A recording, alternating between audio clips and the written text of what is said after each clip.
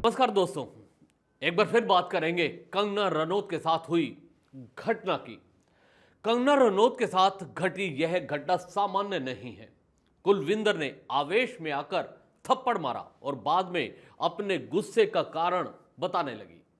सोचिए उस समय कुलविंदर के हाथ में अगर कोई हथियार होता तो क्या होता। चुनाव में मंडी से सांसदी जीतने के बाद कंगना रनौत के साथ एयरपोर्ट पर जो घटना घटी है वह सामान्य नहीं कही जा सकती। उनके सांसद बनने के बाद उन्हें सरेआम थप्पड़ मारा गया। अब कुछ लोग इस मामले में उनकी ओर से बोलना तो दूर उल्टा उन पर ही सवाल उठाने लगे हैं।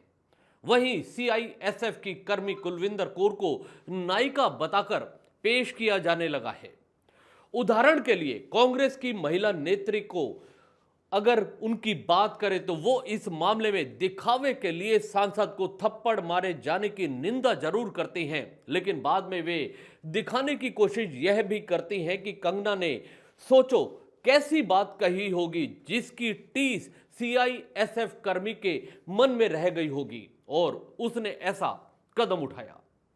ऐसी घटना को जस्टिफाई करना दिखाता है कि इकोसिस्टम के लोगों के मन में घटना की गंभीरता को लेकर चिंता बिल्कुल नहीं है, बल्कि खुशी इस बात की है कि भाजपा की सांसद को थप्पड़ पड़ा है तो यह सही हुआ उनकी नजरों में और थप्पड़ मारने वाला उनकी नजरों में निर्दोष है, जबकि यह मामला पूर्ण रूप से सोचने वाला है।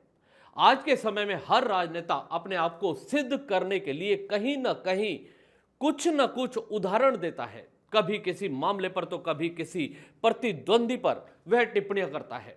ऐसे कुछ लोग होते हैं जो राजनेताओं की बातों से कभी असहमत होते हैं तो कभी आहत होते हैं, कानूनी कार्यवाही की मांग करते हैं, मानहानि का केस दर्ज कराते हैं।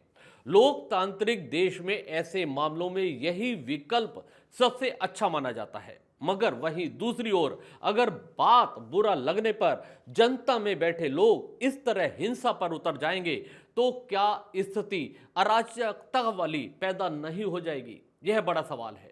क्या हम ऐसी घटनाओं को सोच भी सकते हैं कि राजनेताओं को उनके बयानों के लिए सरेआम मारा जा रहा है, ऊपर से लोग ऐसे कृत्यों का समर्थन भी कर रहे हैं।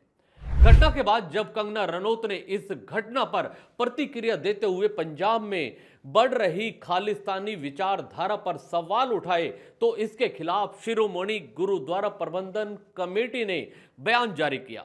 इसमें कहा गया कि कंगना के नफरत भरे बयान पंजाबियों का अपमान है। उन्हें नहीं भूलना चाहिए कि अगर देश में बहुजातीय व बहुभाषी संस्कृति जीवित है तो उसके पीछे का कारण पंजाबियों द्वारा दी गई कुर्बानियां हैं। एसजीपीसी ने अपील की है कि भाजपा उन्हें नैतिकता का पाठ पढ़ाए और एयरपोर्ट पर हुई घटना के कारणों की जांच करे।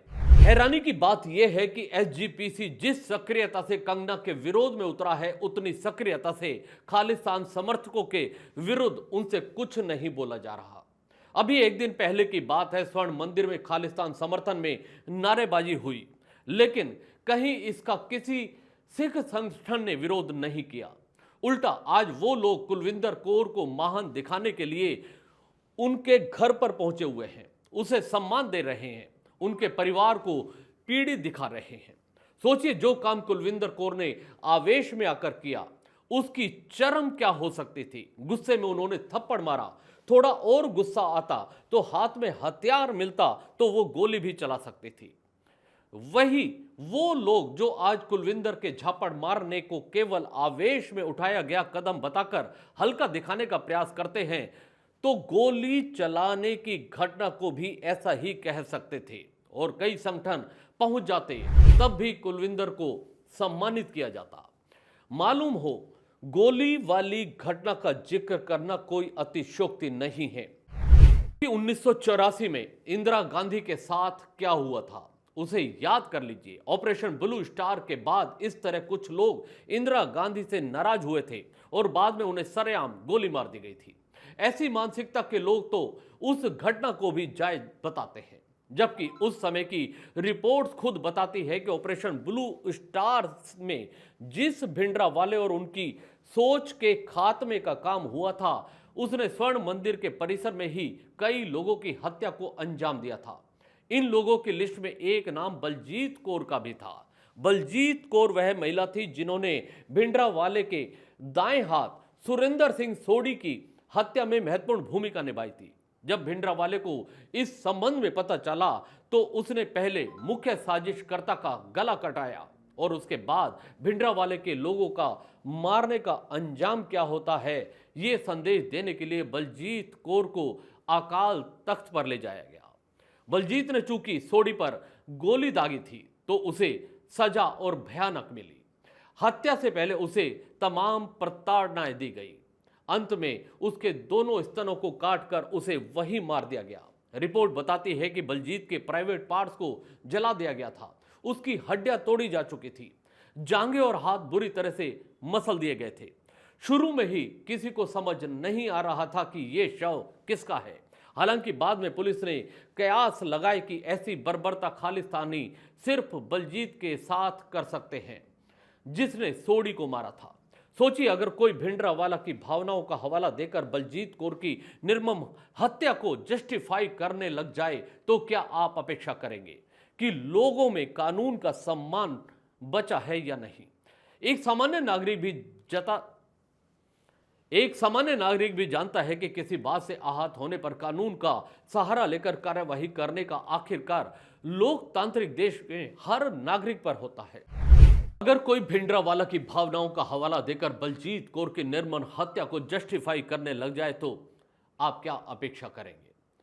लोगों में कानून का सम्मान बचा है या नहीं।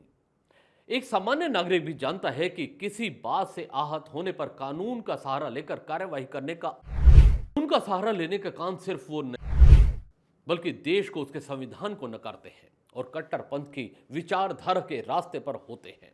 जैसे भिंडरावाला था, लेकिन खुद सरकारी ड्यूटी पर तैनात कुलविंदर कौर ने ऐसा क्यों किया होगा, यह सोचने का विषय है। अगर उनका देश के सामान्य नागरिक जैसा बर्ताव होता तो वो उस भाषण के विरोध में अपनी शिकायत दे सकती थी, मानहानि का मुकदमा दर्ज करा सकती थी, आहत होने की बात लोगों को खुलेआम बता सकती थी। मगर उन्होंने ऐसा कुछ नहीं किया। पहले थप्पड़ मारा, फिर सफाई देते घूमी।